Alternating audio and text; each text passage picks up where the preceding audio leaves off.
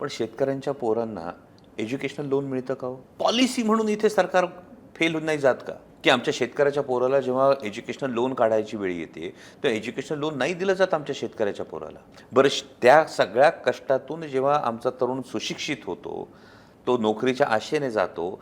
आत्ता गेल्या आठवड्यातली आकडेवारी आहे, देशातलं सुशिक्षित बेरोजगारांचं प्रमाण 83% आहे. 100 पोरं जर सुशिक्षित ग्रॅज्युएट झाली तर त्यातली 83 पोरं बेरोजगार आहेत. मग हे जी परिस्थिती आहे यातून कधी सर्वसामान्य शेतकरी कुटुंब उभी राहणार आहेत, हा फार मोठा प्रश्न आहे.